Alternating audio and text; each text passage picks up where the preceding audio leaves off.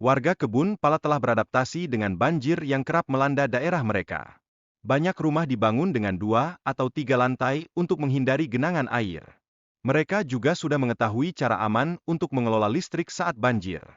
Namun, aktivitas sehari-hari warga terhambat oleh banjir, terutama dalam hal memenuhi kebutuhan makanan.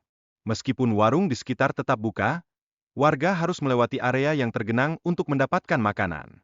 Tim SAR dan petugas siap siaga melakukan evakuasi bagi mereka yang rentan, seperti orang tua dan ibu hamil.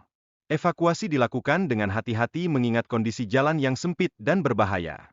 Proses evakuasi baru dimulai ketika ketinggian air mencapai tahap kuning atau merah, menegaskan betapa kritisnya situasi bagi banyak warga. Hal ini menambah rasa cemas bagi masyarakat yang terjebak dalam situasi sulit ini. Sementara itu, banyak pengendara motor harus menunggu atau berusaha menerobos banjir, yang berisiko membuat kendaraan mereka mogok. Beberapa terpaksa mencari jalan alternatif yang juga terendam, menciptakan ketidakpastian dalam perjalanan mereka. Petugas kepolisian dan Satpol PP hadir untuk membantu masyarakat yang terjebak. Mereka memberikan himbauan dan menyiapkan mobil untuk evakuasi, meskipun jumlah mobil terbatas dan membuat prosesnya berlangsung lambat. Drainase yang baik adalah kunci untuk mencegah banjir. Oleh karena itu, perbaikan selokan harus menjadi prioritas utama, bukan hanya fokus pada perbaikan jalan. Di beberapa wilayah, ketinggian banjir dapat mencapai 70 cm, sangat mengganggu mobilitas warga. Pengemudi kendaraan dengan mesin lebih besar seperti SUV lebih mampu melintasi genangan dibandingkan dengan kendaraan lebih kecil. Hujan lebat yang terjadi di Jabodetabek meningkatkan risiko banjir secara signifikan. Banyak warga memilih untuk tetap di rumah meskipun banjir menggenangi area tempat tinggal mereka. Warga yang tinggal di pinggiran kali sangat rentan terhadap banjir dan memerlukan perhatian khusus dari pemerintah untuk memastikan kebutuhan dasar mereka terpenuhi. Banyak di antara mereka adalah lansia dan anak-anak yang lebih berisiko. Meskipun air mulai surut, proses pembersihan sisa genangan dan lumpur di rumah warga masih berlangsung. Petugas PPSU terus berupaya membantu masyarakat membersihkan area yang terdampak. Aliran kali yang tidak terawat menjadi salah satu penyebab utama terjadinya banjir di kawasan ini.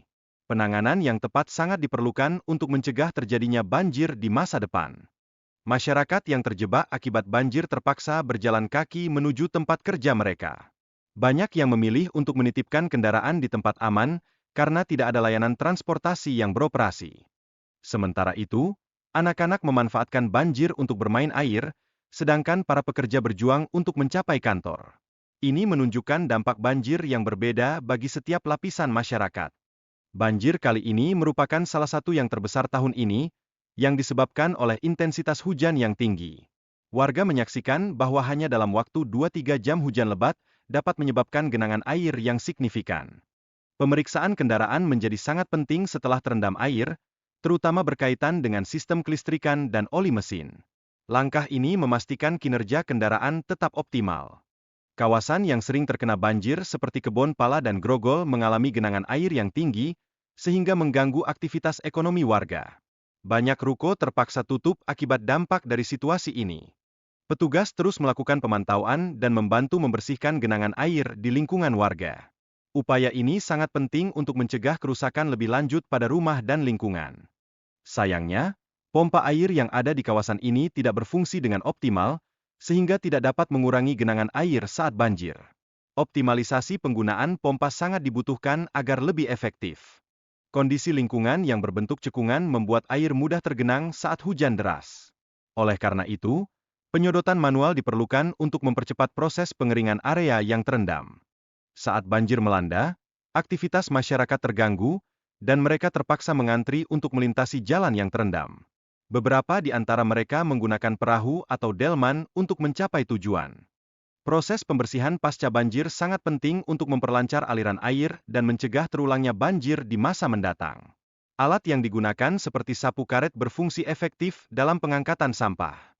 Banjir mulai meningkat pada pukul 19, dan mencapai puncaknya sekitar pukul 11. Setelah itu, air mulai surut, tetapi warga tetap waspada terhadap kemungkinan banjir susulan. Di Tangerang, akses menuju Bandara Soekarno-Hatta juga terendam banjir, menyebabkan beberapa penerbangan mengalami penundaan. Masyarakat disarankan untuk datang lebih awal saat bepergian untuk menghindari masalah.